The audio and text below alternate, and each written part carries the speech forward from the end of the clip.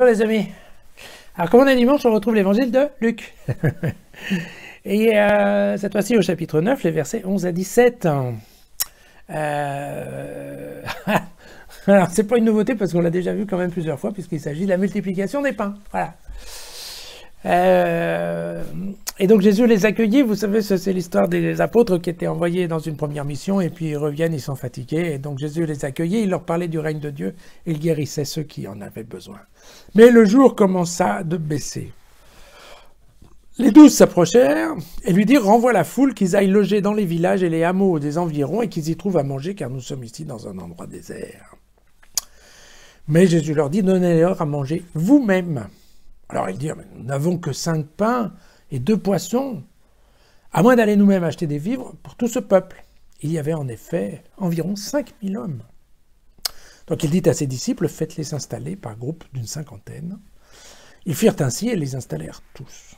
Jésus prit les 5 pains et les 2 poissons, et levant son regard vers le ciel, il prononça sur eux la bénédiction, les rompit et les donnait aux disciples pour les offrir à la foule. Ils mangèrent et furent tous rassasiés, et je suis sûr que vous vous en souvenez, on emporta ce qu'il restait des morceaux, et nous parlions de 12 paniers.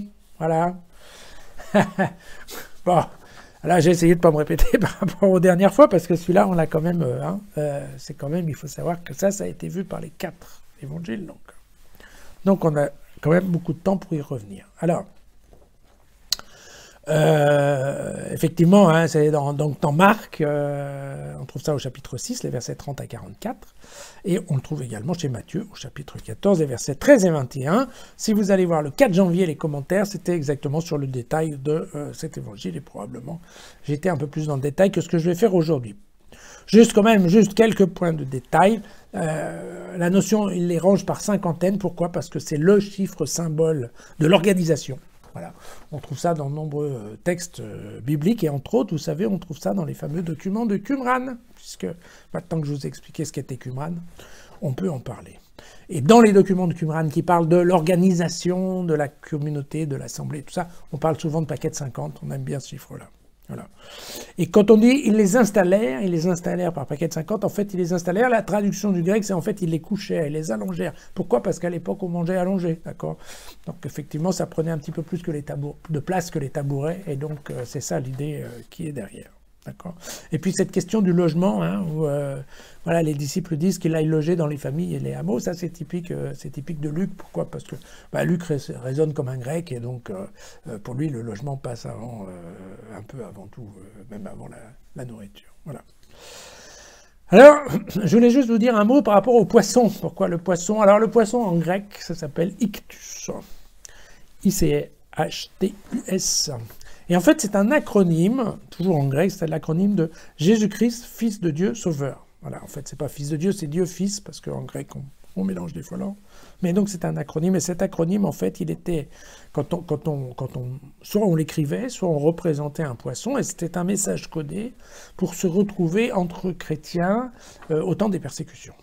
Voilà, donc c'est vraiment un message codé. D'ailleurs, il faut savoir qu'en fait, des fois sur les murs, il y avait des poissons qui étaient peints, alors certains avec la tête à droite, la tête à gauche, et en fait c'était des tags, on dirait aujourd'hui, pour indiquer la direction des cryptes dans lesquelles allait avoir lieu le culte chrétien. D'accord. Plutôt qu'à l'époque, personne ne savait ce que ça voulait dire ça, et donc c'est comme ça que c'était une façon en fait de se déguiser et de fuir la persécution. Alors, bien entendu, l'histoire du poisson, ça fait référence au baptême dans le Jourdain, c'est clair, ça je pense que c'est simple pour tout le monde, et puis ça fait aussi, bien entendu, à la référence de la multiplication des pains. Donc, et je voulais aussi vous parler que dans l'évangile de Matthieu, au chapitre 17, il y a un épisode qui est assez marrant, un épisode assez fameux à propos d'un impôt à payer au temple, qui est le 10 drachmes, c'est-à-dire 2 drachmes par personne, où en effet le type qui ramasse les impôts demande si Jésus paye l'impôt au temple. Et donc Jésus lui répond « Oui, mais moi je suis un fils de Dieu, donc a priori, moi je viens du temple, il n'y a pas de raison que je paye. » Et puis il dit à Pierre « Écoute, va pêcher un poisson, tu vas voir, il y a une pièce d'argent dans la bouche du poisson, et comme ça donnera pour nos deux impôts à nous. » Voilà, pour fâcher personne. Donc voilà, il faut savoir aussi que saint Augustin parlera du poisson. Alors là, je vous cite parce que c'est vraiment saint Augustin, moi j'y comprends rien, c'est pas mal.